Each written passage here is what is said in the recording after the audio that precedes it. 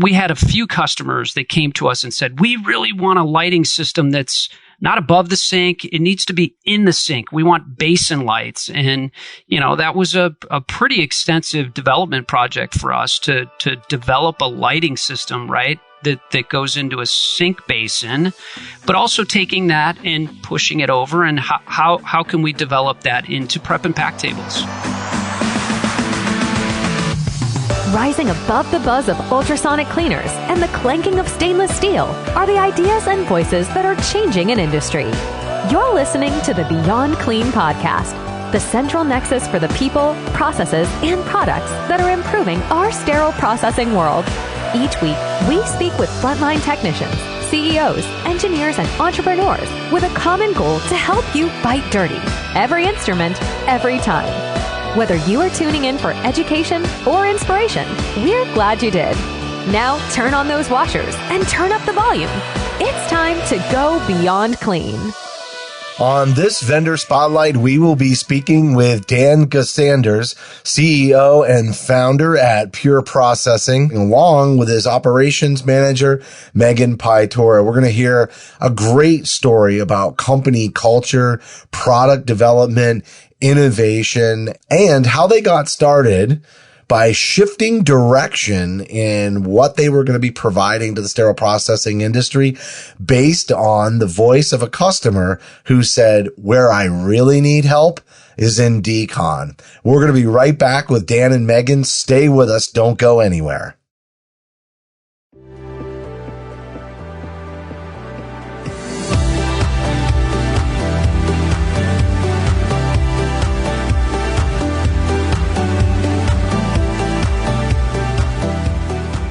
From 17 studios, you're listening to Beyond Clean, the global voice of sterile processing.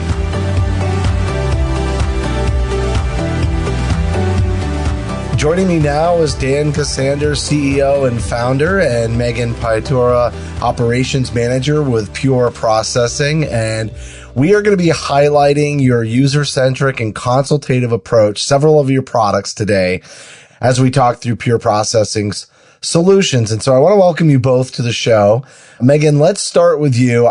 Both of you have very familiar faces at like HSPA and lots of events, and you're doing some really great work for the industry.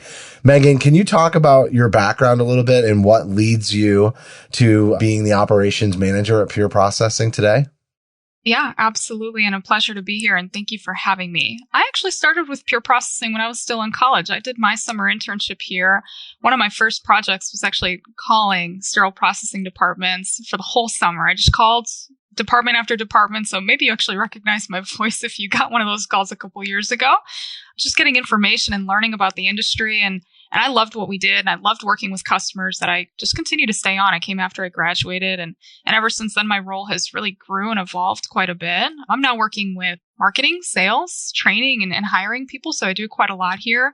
But every single day is different. I enjoy it, and at the heart of everything that I do in my job is my customers. So it's the reason why I stay. It's how I started, and I look forward to many, many more years in sterile processing.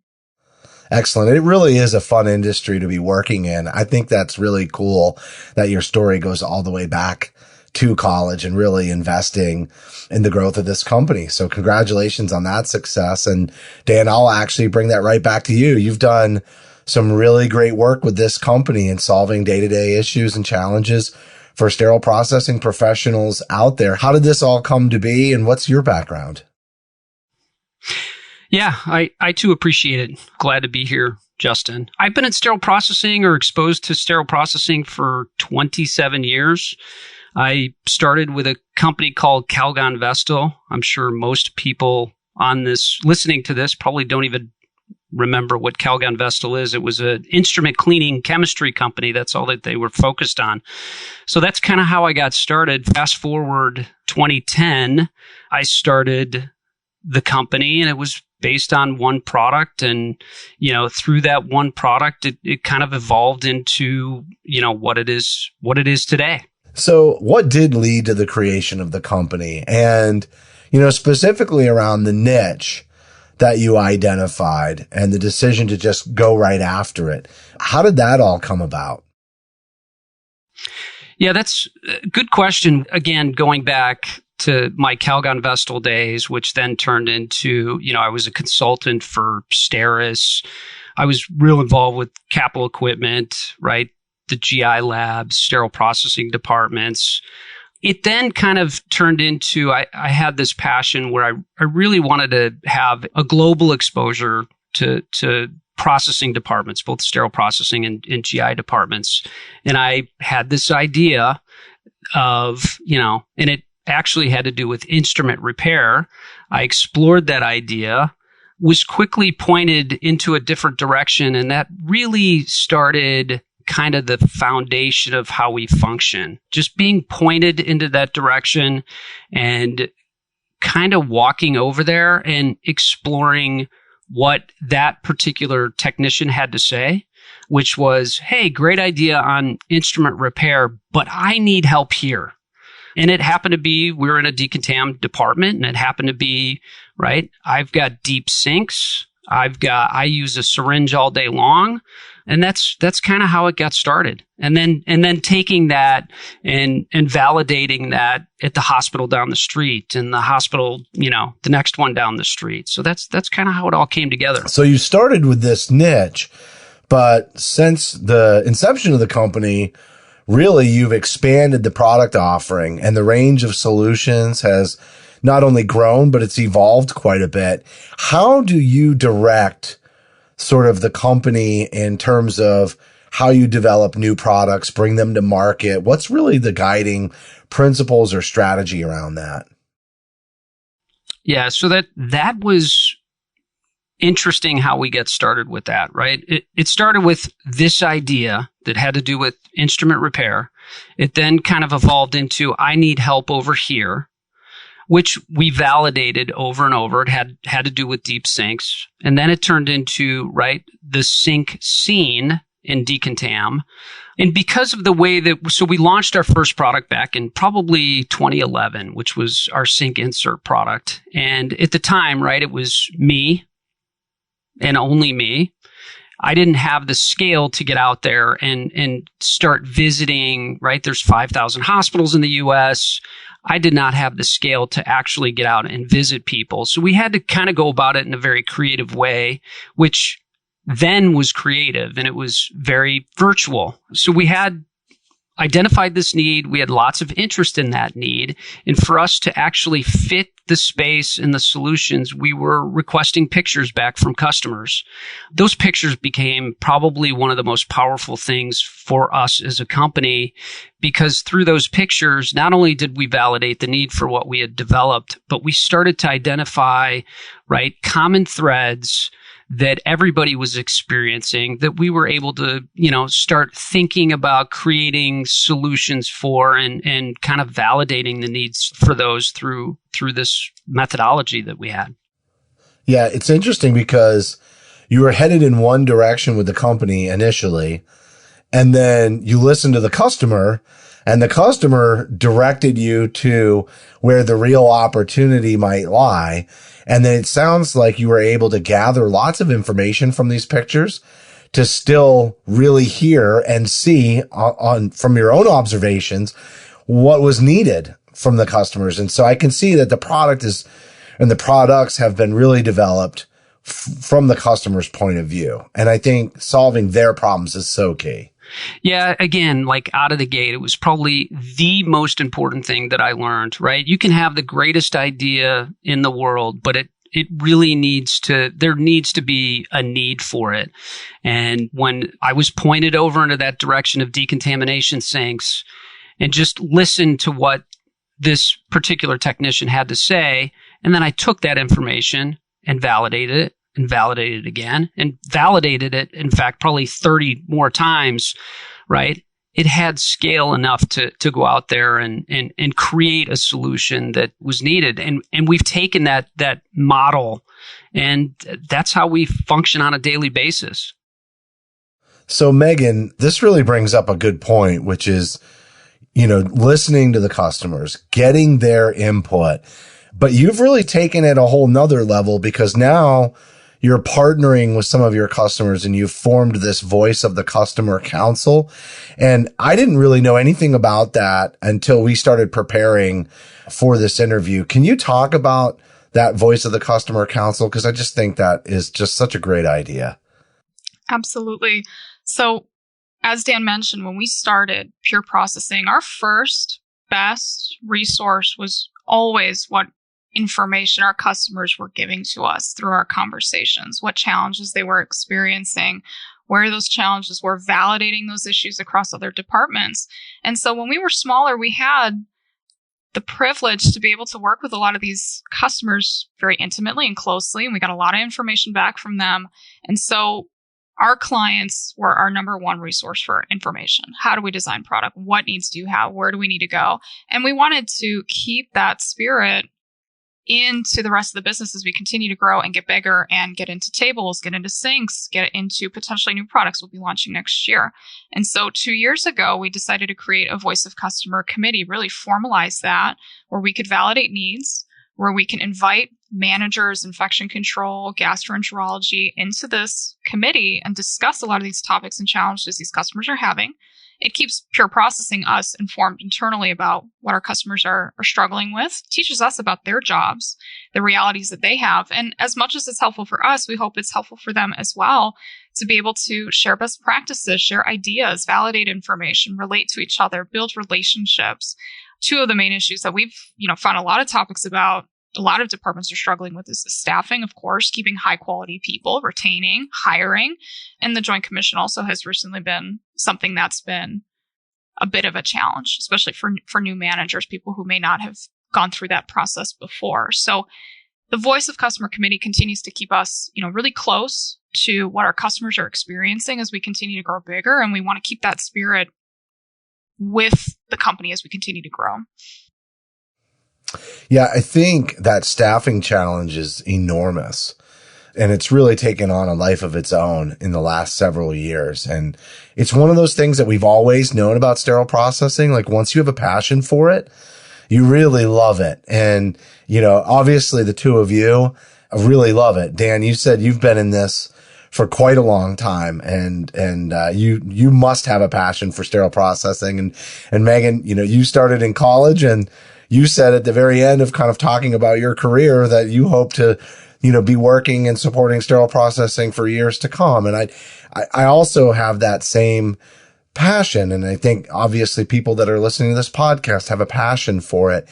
And I think it aligns really well, because one of the things I learned about Pure Processing is that one of your core values is a passion for processing. And so it's really about directing other people on your team to share in that passion, right? And bring that, to the sterile processing industry. And so, Dan, maybe you can kick us off on this, but both of you feel free to comment. But, this core value of passion for processing, what does that mean to your organization, but also to everybody on the team? Yeah, when you talk about passion for processing, the first thing that when you said that came to mind, right, as I'm sitting here reflecting back on, starting Pure Processing, it's the decontam space. I tell this story often, right? One of the first decontam areas, one of the first sterile processing departments that I went into 27 years ago, I happened to walk into the decontam, right? That's where it all started for me. I still have a very strong visual of what that department looked like. I proceeded to consult with that very department for the next 15 years with, the company that I was with. Fast forward, right, 2010, when I started this, I happened to go back to that very department. I happened to go into decontam. And while that particular hospital had probably changed over sterilizers twice in those 15 years, right? They're probably on their third set of washers. They brought in low temps sterilizers. Not one thing had changed in decontam.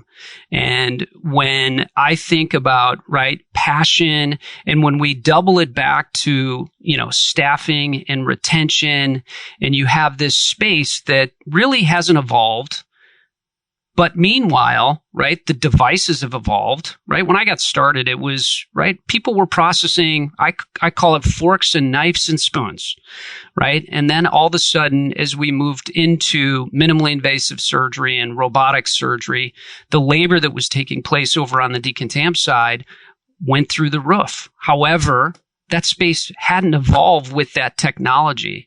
So that was really one of the driving factors that continues to ignite my passion for processing. Yeah, absolutely. I mean, every great culture has great core values, and passion for processing is our number one core value. When we were first actually sitting down, me and Dan and some other employees, we were deciding, what are the values going to be that really drive Pure Processing to be successful, to keep the customer at the core of the business. Passion for processing was easily the first one that we discussed, and it continues to be the most important one to us. And to me, the way I interpret that core value is about being a lifelong learner. Our customers are lifelong learners. It's about treating your customers, whoever they are, with empathy and with respect, and to learn about their world. And so we continue to do that here at Pure Processing just by talking about passion for processing every single day. And so one of my responsibilities here is to hire and to train and to continue to expand the business. And every employee that I hire at Pure Processing has to go into a sterile processing department. You have to tour what a decontam looks like. You need to experience that environment. You need to clean devices. I have every single person I hire flush lumen devices with a syringe, and every single time it's the same reaction. Of course, they hate it. So it's about understanding. It's about respecting. It's about being a lifelong learner. And so culture is at the heart of every business. And I want passion for processing to be at the heart of this business for many, many years. So it made a lot of sense for us to make that our number one core value and to keep that really close to the chest. I think that's really commendable to make sure that anybody that joins your team goes into a department, really understands, what that environment is. When I got started, I did the same thing. I was with a company. When I left nursing, they absolutely had me spend multiple days shadowing. They wanted me to be certified. And I can tell you that just the knowledge that I gained, not only about what I was doing, to support as a vendor, but understanding the entire process of sterile processing, because you can't really support unless you understand not just your niche with what you're doing or what you're selling into the department, but how does it fit into the bigger picture of all of surgical services? What's the context that you're in? And so I really have to say, I think that's incredibly impressive that you do that. And the other thing that you said, Dan, that really stuck out to me was you were talking about how nothing had changed in decontam in all of those years. And it's so true. And it's also one of this is going to be a nice way to say it for a lot of people that are listening. It's one of the less desirable areas for people to be working in when they're on the team. And so to make an improvement to that setting when there really had been no innovation focused on that area of the department is also really commendable, because there are some people who have a passion for decontam. I just say it's a smaller percentage of the whole, and making that an easier place for people to be is really key. Yeah, totally agree with you. It's been interesting too, when we started working on just enhancements into our healthcare reprocessing sync systems, and you add little features. We've got LED lighting that we actually did it for a trade show. And when we did that for a trade show to add a little glitz, we had lots of technicians that thought, my gosh, this is going to improve the space. It's going to take the 4 cinder block walls that we have with no windows, and it's going to add a little color. And it's, when you see reactions like that, it just reinforces, right? Little things matter in spaces like decontam. And if it's LED lights that are, very economical, and it helps with simple things like, I'll go work back in decontam. That's what it's all about for us. Yeah. Making those small improvements could have a really big impact. And I know, Megan, there's so much about what you've already said is about supporting these departments. And I kind of wonder, like, how do you go about finding new ways to help and really help Sterile Processing achieve their goals? Because they're under greater strain than ever. You talked about the staffing issues, but they still have to meet the goals. They still have objectives that have to be accomplished regardless of that situation. So, how do you go about helping them? That is a really great question. And, it's a little bit of a cliche answer, but, the best way to help anybody is just be an incredibly active listener and to share experiences with each other and just being open-minded and being curious. Again, I go back to passion for processing, understand your customer's business, understand who you are, be curious, have a lot of empathy and respect. And so I think the best way we help customers is just listen, ask good questions, give opportunities for our customers to share their experiences with us. Our consultative selling process is foundational to that. We ask a lot of questions. Dan mentioned earlier photos. We still ask for photos every single day. Photo tells 1,000 stories. And so we really can learn from a lot of that. We do walkthroughs. Oftentimes, if you're one of our customers, you're going to find that you're going to work with multiple sales reps in the sales process. And that's intentional. We want sales reps to share with our customers what other customers are doing. We want to enrich those conversations and provide very effective solutions. And so our voice of customer committee, again, another great example of that, giving customers a platform just to be able to share, ask questions, listen to each other, share best practices. And so all of our best ideas have just come from going out, soliciting information, getting photos, asking questions, and that needs to continue to be within the spirit of everything we do here. Yeah, and if I could just add one thing, right? It's not only listening, but we've had lots of customers. We have a lot of customers that'll come visit us here in Chicago. We've got a showroom, and we'll kind of walk through. But my goodness, many customers have phenomenal ideas, and they may be real small ideas that we're really good at executing on those ideas and designing things economically and simply around those ideas. So we love customer input and ideas as well. I think people have seen the sink inserts just about if they've gone to any trade show or any national event, they've seen them.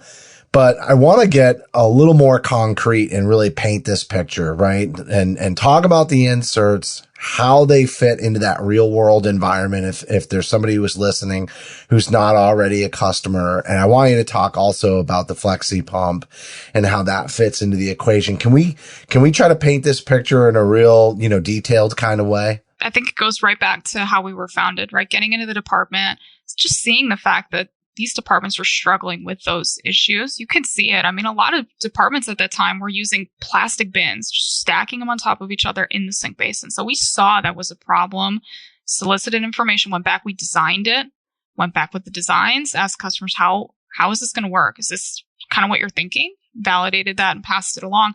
I'll share two other really great examples for how this really looks like. I went to the Wisconsin HSPA chapter show a couple years ago, and at that time, the new XI machine and robotic arms were really coming out, and those things were really long. At that point, they were 30-minute soak times. That threw a huge wrench at a lot of hospital departments. They really didn't know how they were going to deal with these new IFU changes. And just the fact that they were just 2 inches longer actually made it very, very difficult. So we went back. We realized that this was going to be an issue for a lot of other people upcoming, designed our mobile soaking station. We realized we had a lot of other really phenomenal solutions for robotics, which includes the FlexiPump system. And we integrated that all into one big solution where we said there's a soaking challenge, but there's also going to be a flushing challenge. How can we combine those two challenges and solve it with one product, one complete solution? And so we went back, we presented that concept for a mobile soak station, integrated the FlexiPump in with that. And we just asked our customers, is this going to be something that will help you with these IFUs? I'll give one more example, which is our lighted tables. If you've been in sterile processing for quite some time, you might remember using linens that needed to be inspected with lights. And so that was a little bit of an old technology, but we still find it's very applicable today. Even when we were dealing with COVID and shortages of blue wrap, customers were getting blue wrap that were of maybe lower quality, or they were getting torn. They didn't know where they were getting tears. And so we found that even lighted tables have an application for today, even for disposable blue wrap. And so that concept, by the way, came from our customer. We were at a trade show. She saw our table. She had a concept. She brought it up to a sales rep. She said, you know what? I used to use this and I actually think it would still be useful today. And so we vetted that out with other customers, went back, designed it and presented it. And it is a foundational product for us. Both our mobile soak, our FlexiPumps, our sink inserts, our lighted tables continue to be impactful. And those were all ideas, concepts, challenges our customers brought to us. And so the best solutions, best products are driven by our customers. I think all four of those really validate that. So we've talked a lot about decontam, but we also talked about how your solutions have expanded. So let's move over to prep and pack. What improvements have you made in that area as well? Yeah, so if I can actually start off with that, a lot of the same challenges customers are having in decontam, they are having in prep and pack. Organization is a huge one. Space, I consistently hear challenges with space. Ergonomics continues to be a problem in prep and pack. And so we found that a lot of our solutions that we applied in decontam are very applicable in the prep and pack side of the department as well. Our pegboards solve a lot of those problems in one go, right? Organizing, keeping things in the most ergonomic height. And so we found that a lot of our principles we designed for decontam had a place in prep and pack. And so you see a lot of the same integrations, little features, design elements, and what we do in prep and pack from what we do in decontam, because those challenges just bleed over into prep and pack, absolutely. But there are a lot of needs in decontam. So it made a lot of sense for us to go into prep and pack and talk about those challenges there. Again, validate, get information and design. Yeah. If I can add, everything that we learned in decontam, especially, Megan was talking about different accessories that are on the pegboards that we have for our healthcare reprocessing sinks. We basically took that concept, right, and we pushed it over onto the clean side. The other thing that we have been hyper focused on, which has been a big challenge for our customers outside of ergonomics, is just it's lighting. Right. And it's whether it's at the decontam sink or it's at your prep and pack table, lighting seems to be a pretty fundamental challenge for a lot of people, especially, if they're my age. I need to have very bright lighting, which, traditionally hasn't been offered in those two areas. So, again, like developing a lighting system. We had a few customers that came to us and said, we really want a lighting system that's not above the sink. It needs to be in the sink. We want basin lights. And, that was a pretty extensive development project for us to develop a lighting system, right? That goes into a sink basin, but also taking that and pushing it over. And how can we develop that into prep and pack tables? So. Yeah, inspection is so critical to the job that's being done in sterile processing that, lighting is one of the number one key components to being able to do that effectively. All right. So we've talked about a number of things today, and a lot of these conversations really interwoven, like even the ergonomics and employee retention and the work environment. Those things matter when you're retaining employees. And so I think it may seem like small improvements in some ways, but they do make a really big difference in terms of people's experience when they're doing their jobs. And so I'm sure there's a number of people that are listening to this that want to learn more. Where can they find you all? How can they contact you? So I would encourage anybody who is challenged or struggling with any of these things we talked about today, ergonomics, productivity, making the best use of their space, or just wants to share what they're experiencing. I am on LinkedIn. So please connect with me on LinkedIn. I'm on there every single day. I will also give a shout out to our Voice of Customer Committee, who again meets with us quarterly. They've provided us a lot of information about things like staffing, Joint Commission. We have a reprocessing report blog on our website, which is updated almost every other week with new topics, much of which are the things that we talked about in that committee. So please connect with me on LinkedIn. I'm very happy and would love to hear from other departments, because I promise the things we talk about, I will bring into our four walls and talk about here as well. And definitely check out our blog, where you're going to hear and see a lot of the conversations we had in that committee reflected there for your reading to share with you. Yep. You can find that blog at pure-processing.com. The both of you did a phenomenal job with this interview. Megan, I'll start with you. Is there anything you want to add before we wrap up? No, really just thank you. Thank you to all the people who I've had the pleasure to work with over the past 6.5 years. I wouldn't be where I am today without the love and support of my sterile processing customers, my GI nurses. So thank you very much for all that you've done for me. And I hope to continue to provide good service, quality work for you over many, many more years. And Dan, culture is king, and developing that culture of passion and being lifelong learners, as Megan said, I really have to commend you on that, because that's what is always going to drive innovation too. Not just the voice of the customer, but the people that are trying to solve those problems, really caring about that, and then bringing those solutions and sticking with a difficult task, like putting lighting in the bottom of a basin. Maybe you give up under some circumstances, but if you really love what you do, you're going to drive that innovation and find a solution that works. And you did that. So I want to thank you for talking about the vision of the company too, and how it all came about. But is there anything you want to add before we wrap up? No, I appreciate the time. Again, we'll stress it. It for us as a company, it does come down to, having passion for processing. And, I also have to throw a big shout out to the team that I have. We've got a great team. Everybody here shares in that passion. Megan had mentioned it earlier. We had a crew of our assemblers that went out to a local hospital so that they understand the applications of the products that they're assembling. And when they come back and share in the excitement of what's getting accomplished in these processing departments, it's a lot of fun to see.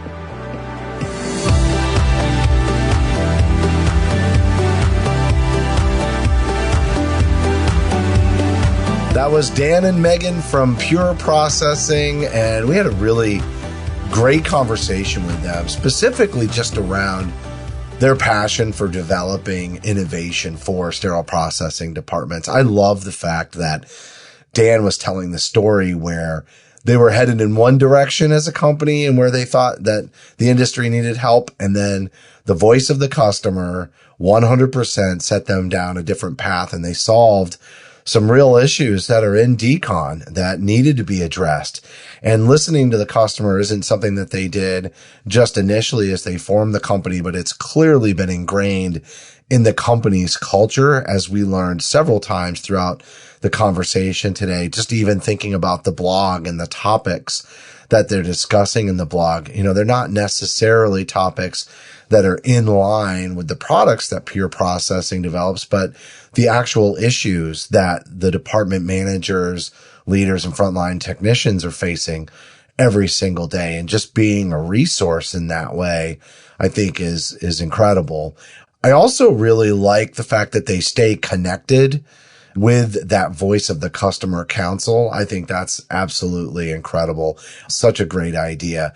I do want to remind everybody, though, that if you want to contact the Pure Processing team to learn more or get additional information, you can send an email to info@pure-processing.com. You can call them directly at 877-718-6868. You'll find them on LinkedIn, Facebook, Instagram, Twitter. And as Megan said, she is constantly posting on LinkedIn. So send her a connection request, and you can learn a lot more about the company, the products and solutions that they offer, simply by going to visit their website, pure-processing.com. That's going to do it for this vendor spotlight. But the best way to listen to this spotlight and all of the podcasts is to download the Beyond Clean smartphone app for iPhone and Android. You will also find us on Amazon, Google, and Apple Podcasts.